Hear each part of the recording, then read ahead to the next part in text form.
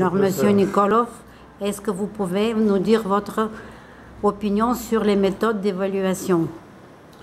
Ok, en tant qu'enseignant, je connais, à mon avis, les différentes méthodes d'évaluation.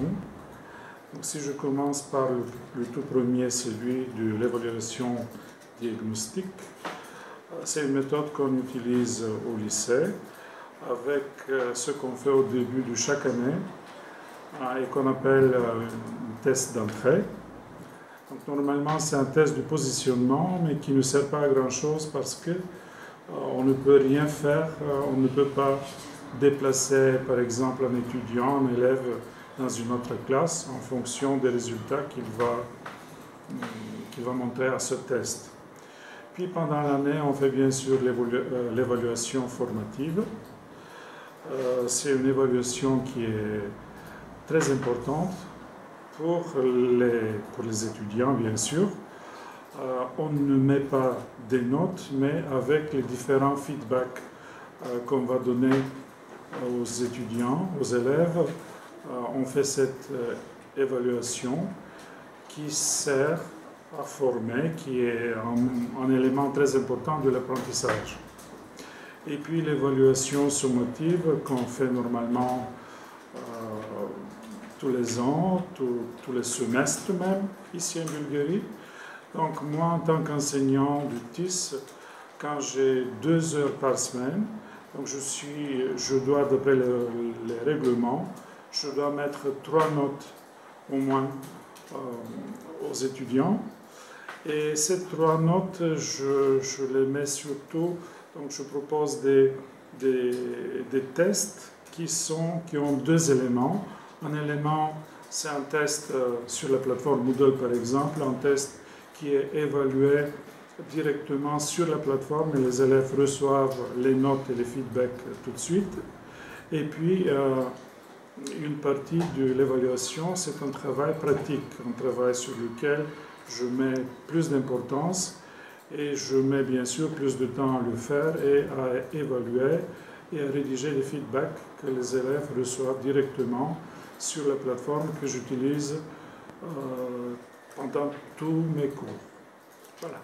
Merci beaucoup. Gli studenti delle classi di italiano vengono interrogati e valutati secondo il sistema di valutazione bulgaro. I voti vanno da 2 insufficienza a 6 perfetto. In Bulgaria ogni anno scolastico è diviso in 2 diversi semestri, alla fine dei quali gli alunni hanno dei voti semestriali. Per questo, per ogni singola materia dovrebbero avere un certo numero di voti. All'inizio di ogni anno scolastico si fa un test che mira di valutare le conoscenze dello studente dell'anno passato. Seguono poi diversi tipi di verifiche, prove scritte, compiti di controllo, interrogazioni individuali. Siccome l'insegnamento di italiano nel nostro liceo è intenso, ogni settimana si fa qualche verifica diversa. Insomma, l'attività di valutazione risponde a una funzione di carattere formativo che riconosce, accompagna, descrive, documenta i processi di crescita ed è orientata ad esplorare e incoraggiare lo sviluppo di tutte le potenzialità.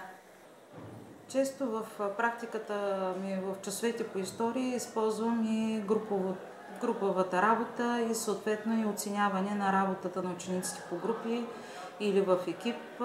Обикновено това става в уроци, в които самото учебно съдържание предполага да бъде разделен класа на 3, на 4 групи, на които се поставят задачи върху сходни, примерно исторически текстове, върху сходни примерно изображения. Трябва групите да бъдат с равнопоставени задачи.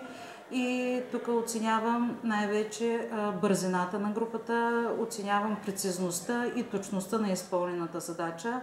И обикновено така високата оценка получава групата, която е с най-бързо време и най-точно изпълнената задача. Това разнообразява до някъде часовете по история, от друга страна създава и екипната връзка между учениците и това им помага и самите те в среда между ученикова да работят по-спокойно и да покажат действително своите знания и умения, едни в една област, други в други и да се допълват. Les méthodes d'évaluation dans les cours de musique sont très variées. L'une des plus utilisées à cette étape contemporaine de l'apprentissage de la musique, c'est l'utilisation de différentes sources musicales, de différentes époques. Ainsi, les élèves doivent s'orienter dans les différents courants de la musique du monde et de pouvoir discerner les différents genres de musique.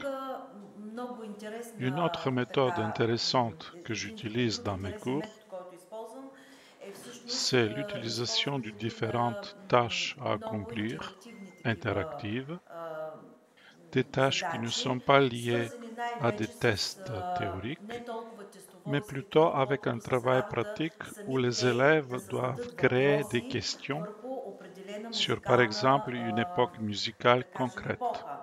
Créer, par exemple, des mots croisés,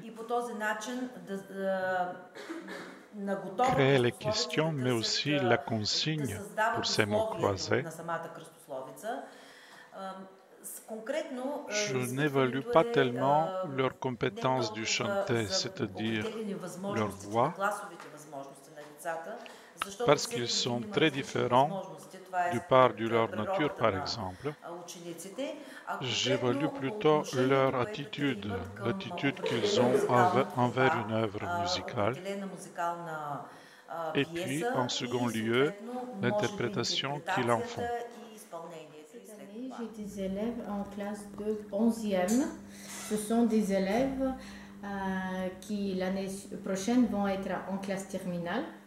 Certains de ces élèves vont se présenter au mois de mai à un examen qui s'appelle attestation bilingue et qui est valable pour les élèves des lycées labellisés. Le but de cet examen, c'est que les élèves obtiennent un document qui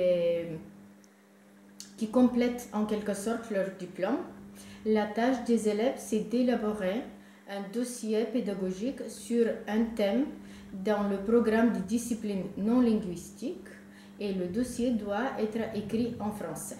C'est un système d'évaluation un peu à part parce que de cette manière, on évalue d'une part les connaissances dans la langue française, mais aussi dans la discipline non linguistique. Le thème que les élèves choisissent doit être inscrit dans le programme scolaire et l'évaluation porte sur différents critères comme le contenu, ça veut dire si le texte rédigé correspond à la problématique qu'ils ont choisie.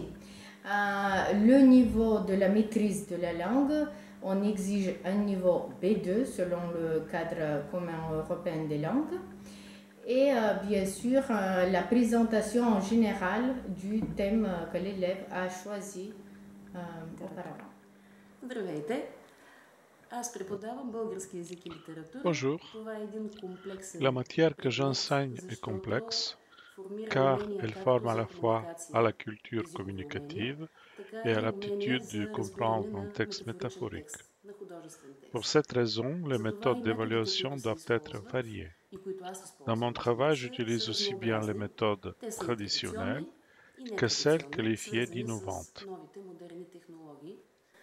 Но тъй като аз работя с големи ученици, мисля, че е много ефективно за тяхното À mon avis, il est très important d'apprendre aux élèves l'auto-évaluation.